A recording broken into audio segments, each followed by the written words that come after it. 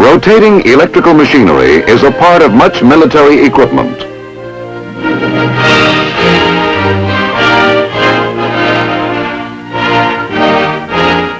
Whether it is a simple blower or a complicated electronic device in a missile, they all depend on the proper functioning of rotating electrical equipment. Two types of motors and generators are commonly in use: alternating current or AC and direct current or DC motors and generators. This film will show the principles governing the operation of DC motors and generators. Basic to the understanding of DC motors and generators is the simple generation of an electromotive force, an EMF. Mechanical energy, the moving of a wire or conductor across a magnetic field by hand in this instance, produces electrical energy.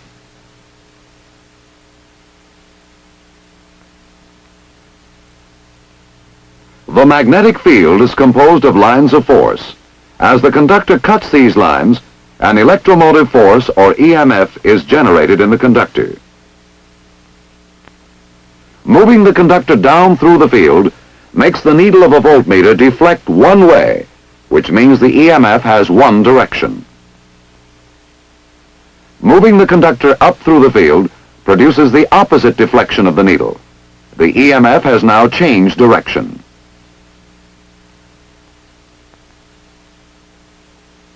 Moving the conductor back and forth with the field does not make the needle of the voltmeter deflect.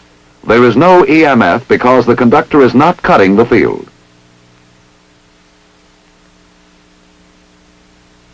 To illustrate the direction of current flow, the conventional symbols will be used. Current flowing in a conductor away from us is represented by a cross, toward us by a dot. However, moving a conductor in and out of the field in this straight reciprocal fashion is awkward and impractical.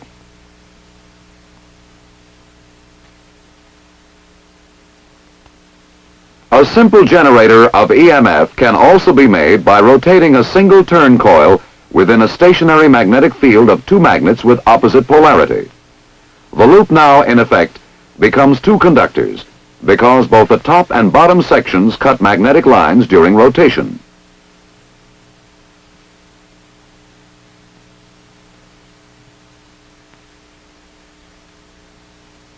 Since they cut lines of force of opposite directions as they rotate, EMFs of opposite polarity will be generated in the conductors. In order to have current flow in this circuit, polarities of the two conductors must be opposite. The amount of EMF generated at any instant is determined by three factors: the strength of the magnetic field, that is, the number of lines of force, the length of the conductor cutting the lines of force, and the velocity with which the conductor is turning. We can determine the amount of instantaneous EMF by a simple formula. The instantaneous EMF E equals B, the strength of the field, times L, the length of the conductor cutting lines of force, times V, the velocity of the conductor. An increase in the number of lines of force or the strength of the field increases the instantaneous EMF in the conductor.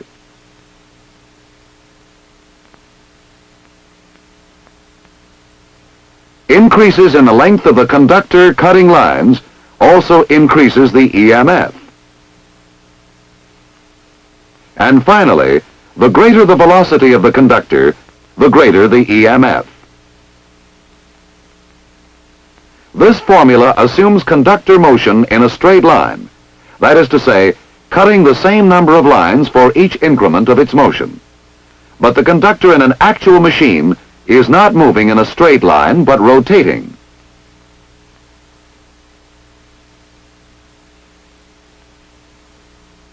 When the conductor moves in a rotary path, the number of lines cut varies depending on the position of the conductor. At the top of the field, for instance, no lines are being cut and no EMF is generated. As the conductor keeps turning, the number of lines cut increases, so that at a quarter turn or 90 degrees, the maximum number is being cut and maximum EMF is generated. Again, at 180 degrees, no lines are cut, no EMF. We reach a maximum again at 270 degrees, and finally, again at 360 degrees, no lines are cut. The conductor has rotated 360 mechanical degrees, which correspond in this instance to 360 electrical degrees. Therefore, when the conductor moves in a rotary path, another factor is added to the original formula for the determination of instantaneous EMF. The formula that now applies is instantaneous EMF equals field strength times the length of the conductor times velocity multiplied by sine theta.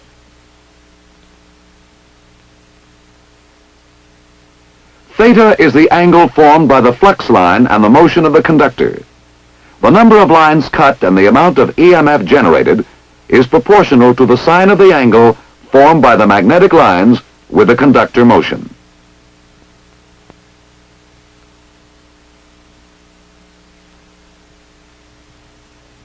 A graph of EMF versus conductor position during one revolution will be a sine wave representing alternating current, or AC.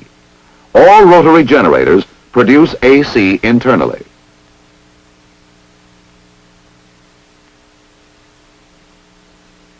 What you have seen so far is really the theory and operation of a basic AC generator, but our purpose was to explain the principles of operation of a DC generator. To get direct current, we will attach each end of the conductor to a segment of copper forming a commutator.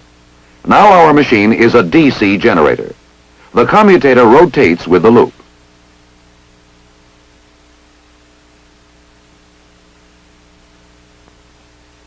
Stationary contacts, carbon brushes, ride on the commutator segments.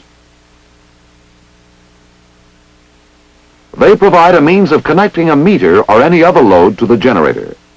The loop of a conductor, wound on a rotor, and the commutator are referred to as the armature. As the loop revolves and the EMF in the conductor reverses polarity, the connections to the load are also reversed and the current flow will maintain the same direction externally.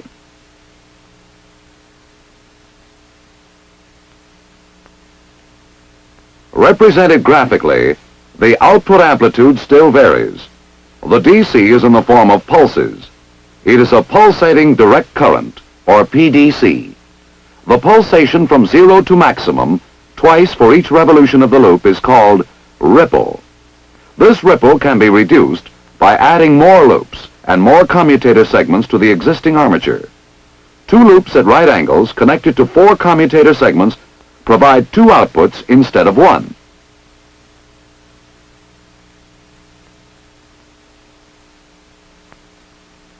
These outputs are 90 degrees displaced or apart, which combine to smooth the DC output.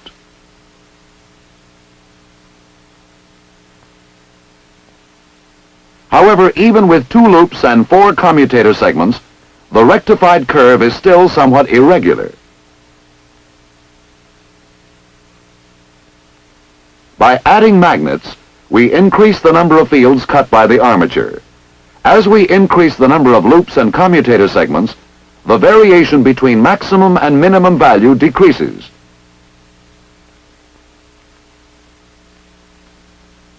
This, in effect, tends to flatten the DC output.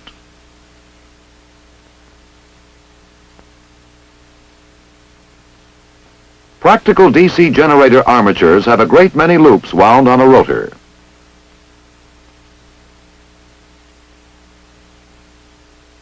The field is composed of many electromagnets. Together, these factors tend to create an almost pure DC output. An important problem in the design of generators is the prevention of sparking between the commutator and the brush assembly. The prevention of sparking depends on the position of the brushes. This line through points of zero generated EMF is called the neutral plane. Placing the brushes in this neutral plane reduces the tendency for sparking between brushes and commutator, because during the time a brush is touching both commutator segments, there is no difference in potential between these segments.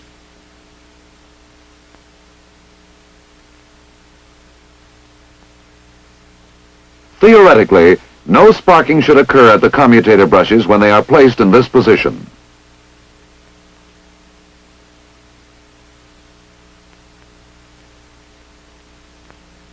But the current flowing in the armature loops or coils sets up a magnetic field of its own.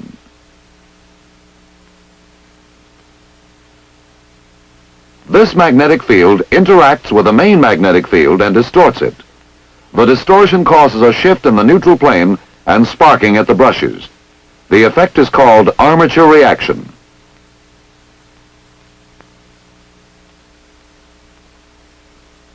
Sparking may cause severe interference in nearby electronic equipment.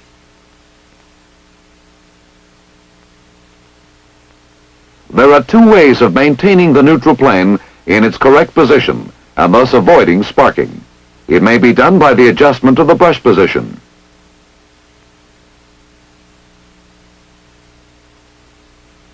The brushes are adjusted to lie in the adjusted neutral plane.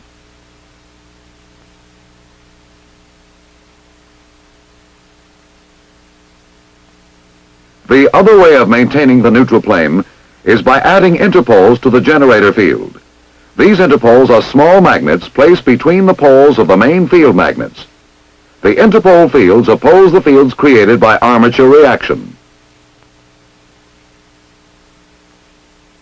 The neutral plane is moved back toward the correct position.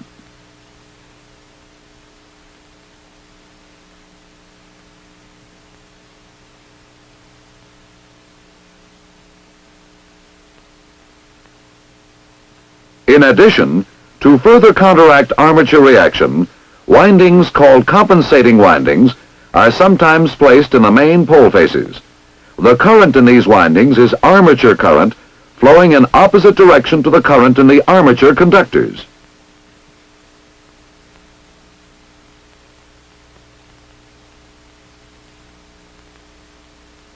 Magnetic fields in DC generators may be produced by electromagnets or permanent magnets. Permanent magnets are used in relatively small devices like a field telephone ringing generator. In larger generators, the field is created by electromagnets.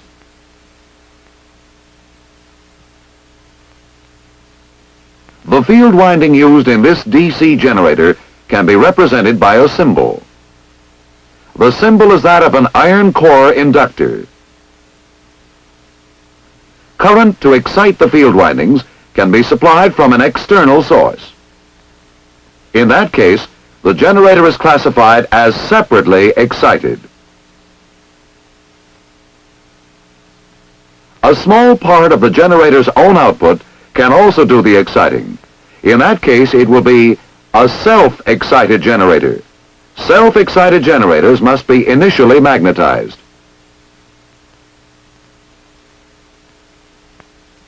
The residual magnetism in the core of the field winding provides enough magnetism to begin generator action.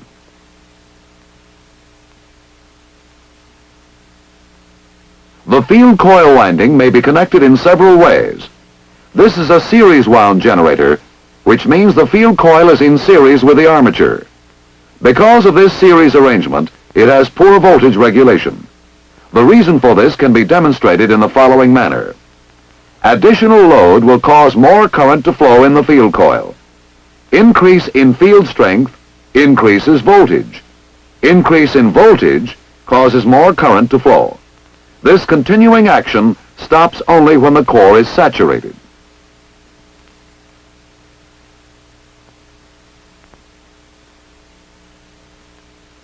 When the load is increased, the voltage will increase. When the load decreases, voltage will decrease. Voltage regulation in the series wound generator, therefore, is very poor. When instead of in series, the field winding is connected in parallel with the armature and the load, we have a shunt wound generator. Now the field current is independent of the load current. Therefore, an increase in armature current will not cause an increase in the voltage output. Voltage regulation here is greatly improved.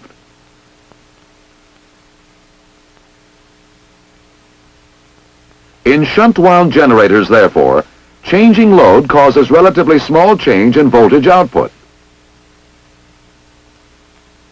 By changing the armature winding, a compound wound generator results, which combines the best features of both types, the series and the shunt wound generator. When windings are arranged so that magnetic fields oppose each other, it becomes in effect a series generator. This is used only where constant current is the prime requirement, such as in arc welding. By changing the magnetic polarity of one of the fields, the field windings aid one another. As a result, this compound wound generator has good voltage and fair current regulation.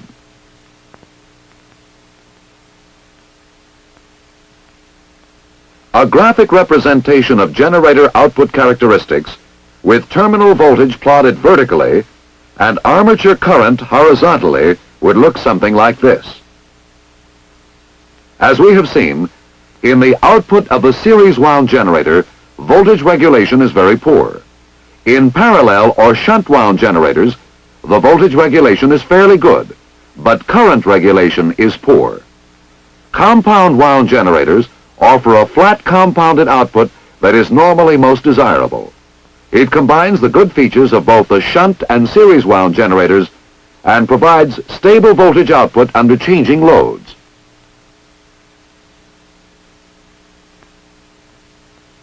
As we have seen in our analysis of the DC generator, its primary function is the conversion of mechanical energy to electrical energy.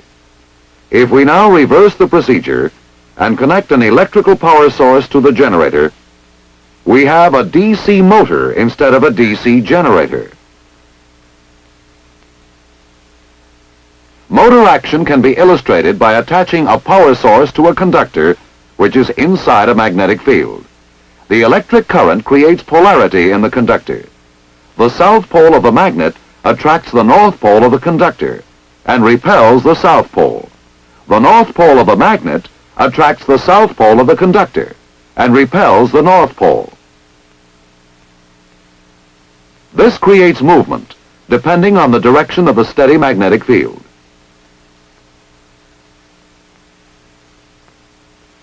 The movement also depends on the direction of the current flow through the wire.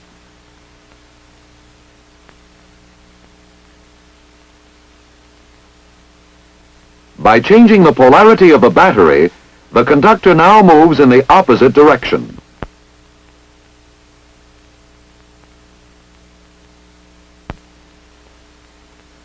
To see what really happens, let's go to a drawing again. Here, a conductor is suspended in a magnetic field. Current flow from a power source creates its own magnetic field in and around the conductor. This field around the conductor reacts with a main magnetic field to cause motion of the conductor either out of the field or into it. The arrow point indicates the direction of the current flow in the conductor.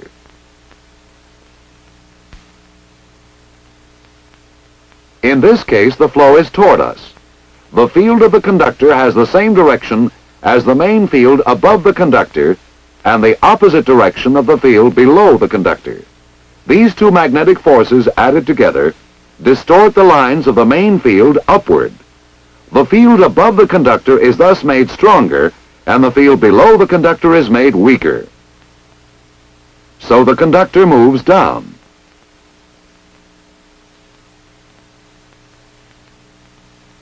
Conversely, when current flows in the opposite direction, that is to say, away from us, the field of the conductor opposes the main field above the conductor. This aids the main field below the conductor, distorting the lines down. The field below the conductor is thus made stronger, while the field above the conductor is made relatively weaker. This forces the conductor to move up. With this basic principle of motor action understood, we can now examine the DC motor. The basic DC motor, like the DC generator, consists of a pair of magnetic poles, an armature made up of a single turn loop, a commutator, and a brush assembly. As we have seen, a conductor in a magnetic field will move when a voltage is applied to it. With a voltage applied, and the magnetic field and current flow as shown, the right conductor will be pushed down, while the left one is pushed up. Since the forces on each conductor are now in exact balance, there will be no more motion.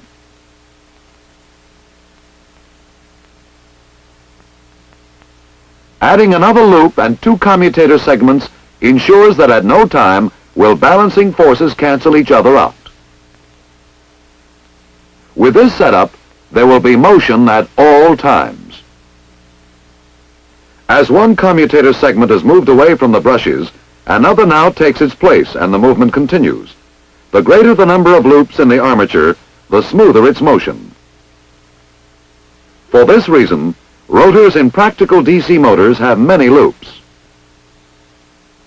Since current in the rotor loops must reverse each half cycle, two commutator segments per loop are required. Here in the motor, as in the DC generator, there is a neutral plane. The interaction of the conductor fields on the main field causes this neutral plane to shift and sparking to occur when a load is added.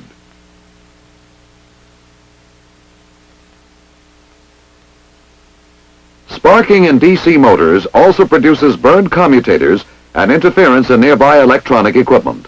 This sparking can be prevented in one of two ways. One is by the adjustment of the brush position. The brushes are moved until they lie in the adjusted neutral plane.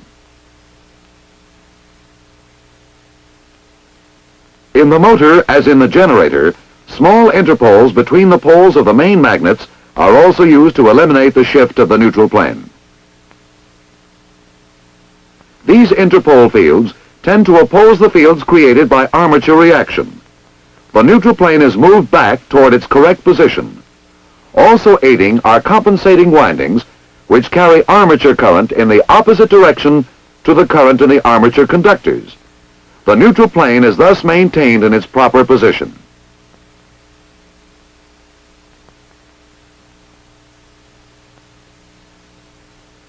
DC motors operate most efficiently when sparking is eliminated.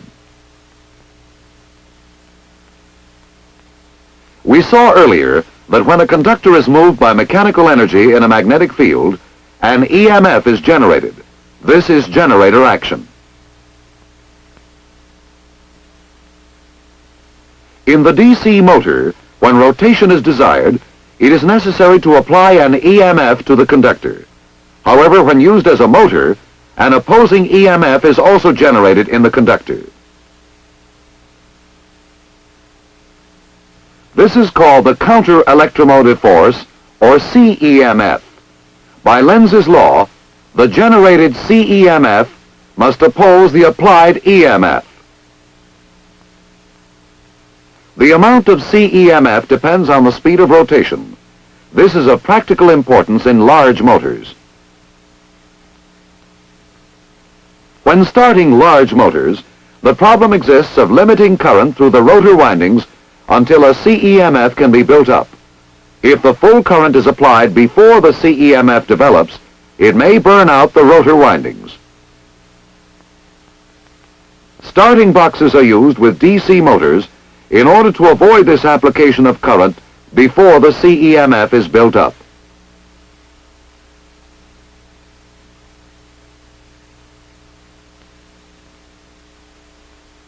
Here is a basic shunt motor with its starting box. In the starting position, the circuit to the rotor windings is closed through a series of large resistance coils. As the lever of the switch is moved, rotor speed and CEMF build up gradually, and the resistance coils are subsequently cut out until running speed has been reached. The lever is held in the fully open position by an electromagnet. If for any reason the power should fail or the field coil open, the electromagnet becomes de-energized and the lever is returned to the starting position by spring action.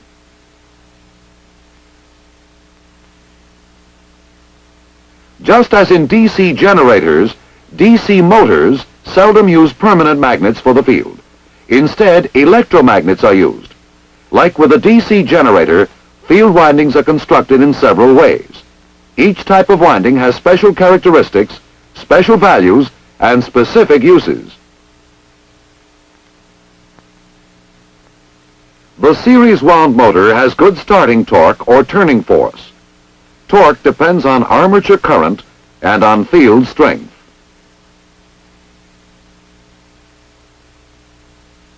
Since field strength is proportional to current, the high starting current before CEMF is developed affects torque as the square of the current. The motor begins to turn, attempting to develop enough CEMF to completely oppose the applied EMF. The load prevents this, acting to control the speed of the motor. But if the load is suddenly removed, like in the case of a broken belt, the motor will build up speed trying to develop more CEMF until it destroys itself.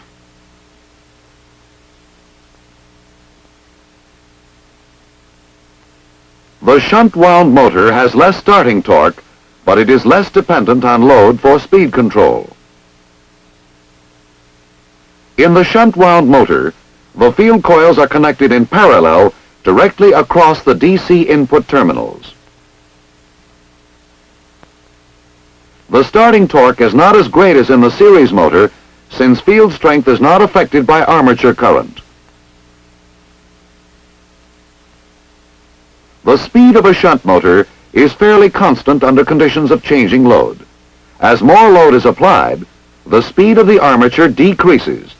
This decreases the CEMF and increases the current input.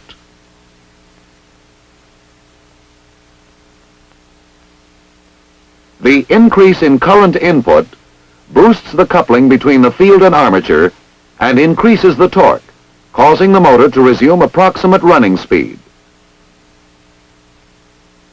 A sudden reduction in load will not damage the motor because the field current is independent of rotor current in the shunt wound motor. The desirable characteristics of both the series and shunt wound motors can be achieved in the compound wound motor. In order to obtain good starting torque, the series field is used. When running speed has been attained, a centrifugal switch cuts out the series field and cuts in the shunt field. It is now a shunt motor and the speed regulation is good.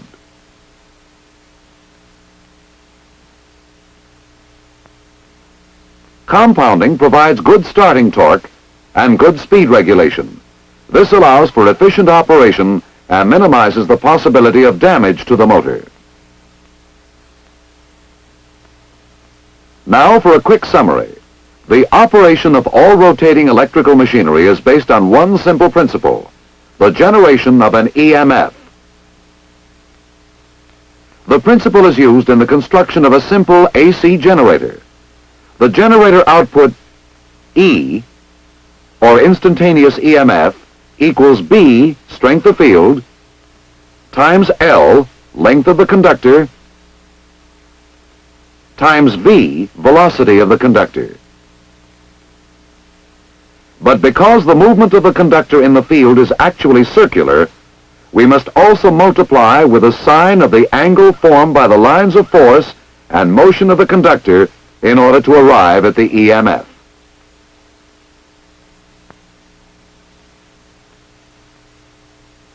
All generators are basically alternating current generators and produce AC internally.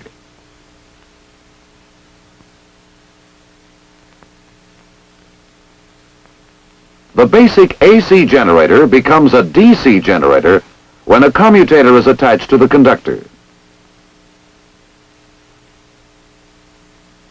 Each commutator segment rotates with its respective conductor, producing a direct current.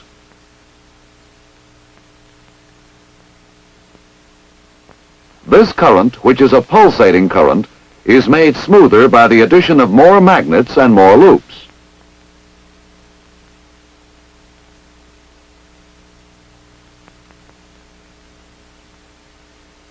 Sparking in a generator is sometimes caused by a shift in the neutral plane. This can be corrected by adjusting the brush position.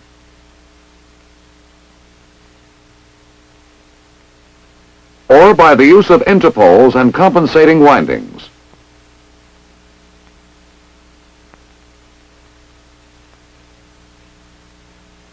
Current for field windings may be supplied from an outside source, in which case the generator will be separately excited.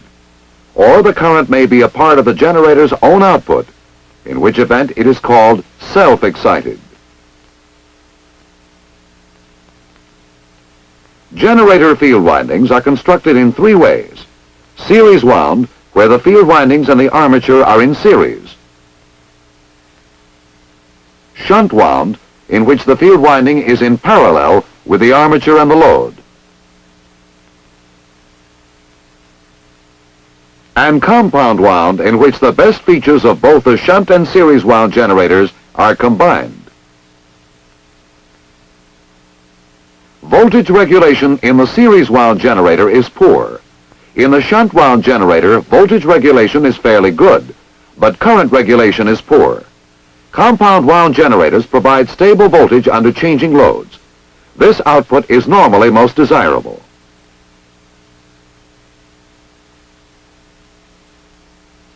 Motor action is the opposite of generator procedure.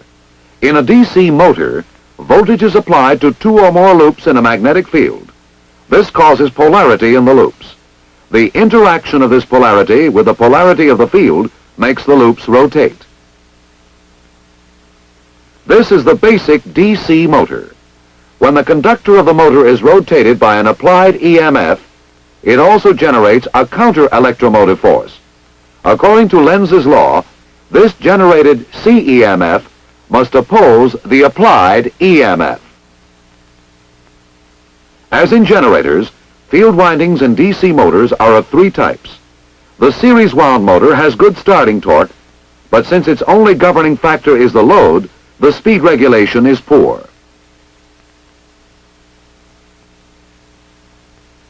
If the load is disengaged suddenly, the motor will race to destruction. In shunt wound motors, with the field coils connected in parallel across the DC input terminals, the starting torque is not too good, but since the field current is independent of the rotor current, the speed regulation is quite good.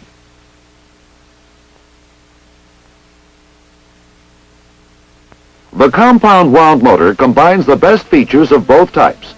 It uses a series section for good starting torque.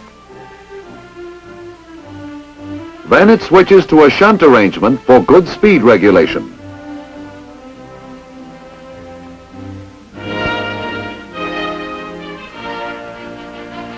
DC electrical motors and generators are at the heart of much military equipment.